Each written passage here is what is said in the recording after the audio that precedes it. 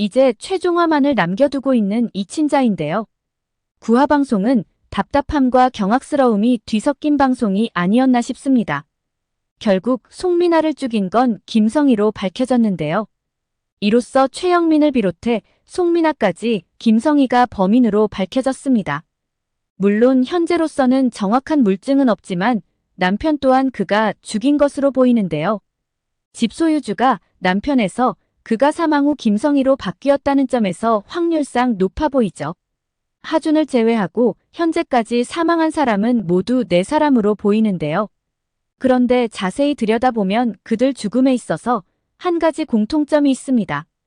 바로 돈 문제가 있다는 것입니다. 이수현이 사망함으로써 윤지수를 협박해 지속적으로 돈을 갈취해 왔는데요. 이러한 행위는 윤지수가 죽기 전까지 계속 이어졌었죠. 최영민이 윤지수를 협박해 돈을 받은 사실을 김성희 또한 알고 있었는데요. 송민아가 빼돌린 돈을 장하빈이 가로채자 돈을 찾을 수 없을까 두려워 신고도 하지 못했죠. 이때 김성희는 그 돈 찾을 수 있는 거냐며 불안해하는 모습까지 보였습니다. 최영민은 죽기 전 돈가방을 가지고 있었는데요. 그가 장태수에게 전화를 건 것도 돈을 지키기 위한 것이었습니다. 자신의 돈만 지켜준다면 모든 사실을 말하겠다고 말이죠. 정말 뻔뻔하기 그지없는데요. 사실 그 돈은 윤지수 돈이기에 엄밀히 말하면 장태수의 돈이기도 하죠. 그렇게 중요시하던 돈가방이 그가 사망함과 동시에 사라졌었는데요. 장태수 또한 이 부분에 주목을 했습니다. 김성희가 최영민을 죽인 건 돈 때문일 것이라고 말이죠. 하빈이 범인이라고 단정지어버린 이경장과 오경감은 장태수의 이러한 말에 전혀 귀 기울이지 않았는데요. 그런데 구화에서 김성희가 그 돈가방을 가지고 있는 것으로 확인되었죠. 그것도 호텔에 보관하고 있었던 것입니다. 결국 송민아가 죽은 것도 돈 때문이었는데요. 김성희 입장에서는 한 가지를 선택해야 하는 상황이었죠. 송민아는 최영민과 김성희가 공범이라는 것을 알고 있었는데요. 돈가방을 딜리버리할 당시에는 돈의 정체에 대해서 알지도 못했죠. 하지만 자신에게 접근한 하빈에 의해 그 돈의 출처에 대해 알게 되었는데요. 그리고 그 돈이 수연의 죽음과도 관련이 있다는 것을 알게 되었을 것으로 보이죠. 정말로 위험한 일은 자신이 했는데 그에게 돌아온 돈은 아주 소량의 심부름값 뿐이었는데요. 그러니 송민아 입장에서는 한몫 챙겨야겠다는 생각이 드는 것은 당연한 일이죠. 그런데 그가 한 가지 간과했던 부분이 있는데요. 바로 김성희가 사페라는 것을 몰랐다는 사실입니다. 결국 송민아는 김성희에게 3분의 1의 돈을 주지 않으면 경찰에 신고하겠다는 협박을 했는데요. 하지만 그 돈을 줄 리 없는 김성희는 그를 죽이는 선택을 하게 된 것입니다. 드라마의 제목처럼 가장 친밀한 배신자는 박준태 입장에서는 김성희가 아닌가 싶은데요. 그는 누구보다 자신을 위해 헌신한 사람이라며 최영민의 죽음까지도 자신이 안고 가려고 했었죠. 그런데 알고 보니 자신에게 누명을 씌워 결국 정두철을 또 다른 전과자로 만들어버린 것입니다. 모성애를 자극하는 연약함 뒤에 숨어있는 그 무서운 악마 같은 모습을 보지 못했던 것이죠. 김성의 캐릭터는 말 그대로 악마를 보았다라는 말이 절로 나오는 캐릭터인데요. 이외에도 자신의 신분을 망각하고 있는 최악의 두 사람이 더 있죠. 바로 이경장과 구경장입니다. 드라마 속 캐릭터를 보면 이런 사람들에게 조사받게 될까 무섭다는 생각까지 들게 하는데요. 이경장은 자신 말이 정답이냥 아나무인의 행태를 보이죠. 그의 행동을 보면 사실 여부와 관계없이 무조건 하빈이 범인이 되어야 하는 것인데요. 장태수에게 면접 당시 그가 보였던 모습과는 전혀 다른 모습을 보이고 있죠. 이경장의 이러한 행태는 이 문장과도 맥이 닿아 있는 것이 아닌가 싶은데요. 주변에서 이런 말들 많이 들어보았을 것입니다. 무식한 사람이 신념을 가지면 제일 무섭다라는 말들을 하는데요. 이는 어떤 분야에 대해 잘 모르면서 끝까지 오기와 고집을 부리며 자기 주장을 굽힐 줄 모르는 고집불통 그 자체인 사람을 비꼬는 말로 들리는 부분이죠. 물론 이경장이 무식하다는 의미보다는 장태수만큼의 유능한 프로파일러는 아닌 것으로 나오는데요. 그렇기에 다양한 관점으로 현 상황을 바라보며 다른 사람의 의견도 듣는 것이 무엇보다 중요하죠. 그런데 하빈이 용의선상에 오르자 장태수에게조차 아나무인으로 구는 모습을 볼 수 있는데요. 이것이 지나치자 오경감조차 제어를 시키려는 듯 보이죠. 구경장의 뛰어난 공감은 드라마 초반에는 굉장히 좋게 보여졌는데요. 그런데 9화에서 그가 보인 행태는 시청자가 전혀 공감할 수 없는 모습들의 연속이었죠. 도윤이에게 자신이 저지른 범행에 대해 엄마와 얘기한 적이 있냐고 물어보는데요. 그러자 엄마가 다른 사람한테는 절대 말하지 말라고 했다고 하죠.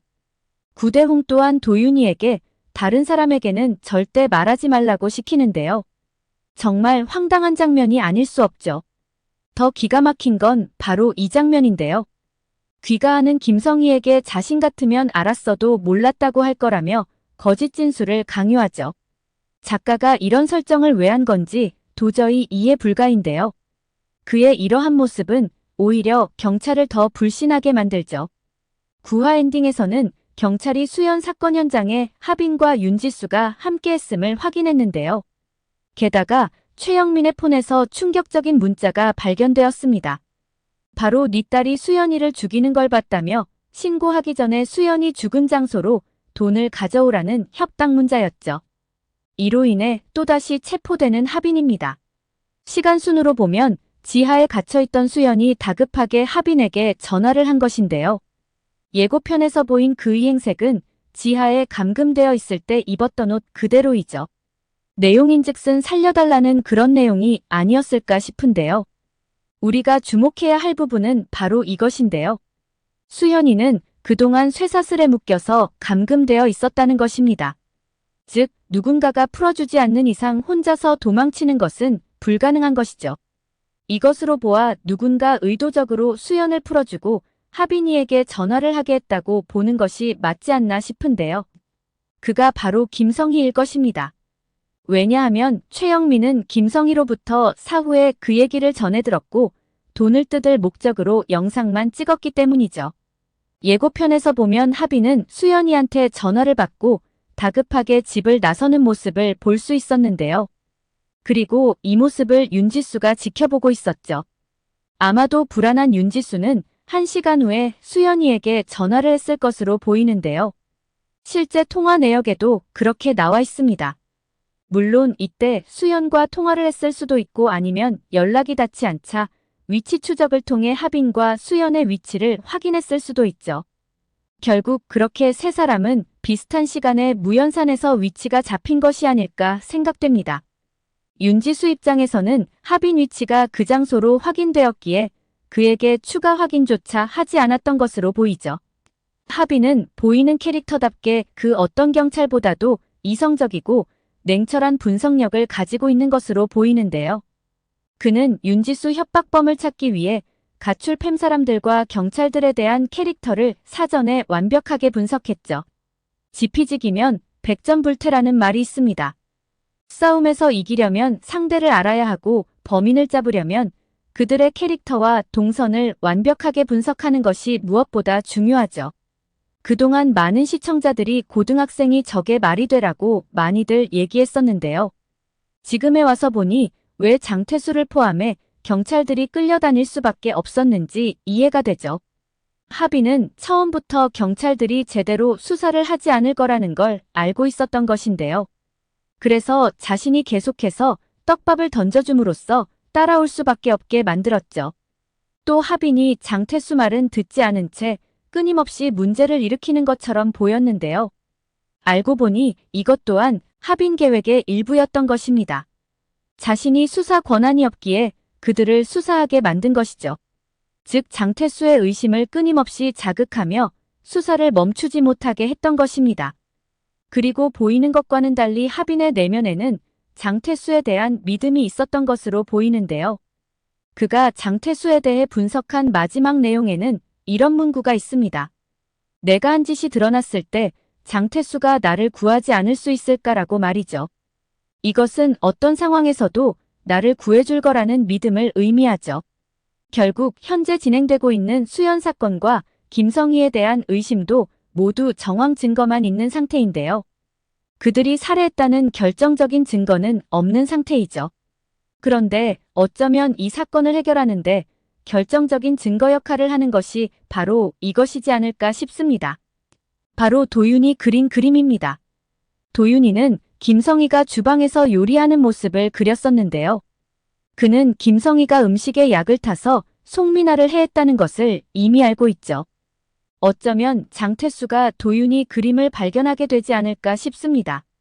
그리고 박준태가 술을 마셔 기억이 없다는 말과 연결지어 보지 않을까 싶은데요. 이것 외에도 도윤이 경찰서 화장실에서 구토하던 장면과 우유를 훔쳐 마시는 이 모든 상황들을 연결해보면 결국 먹는 것과 연결되어지죠. 장태수는 송민아 주스에 약을 탄 것에 주목하며 결국 박준태가 기억을 못하는 것도 모두 약 때문이라고 생각하지 않을까 싶습니다. 오늘 영상은 여기까지입니다. 구독, 좋아요는 언제나 제게 큰 힘이 됩니다.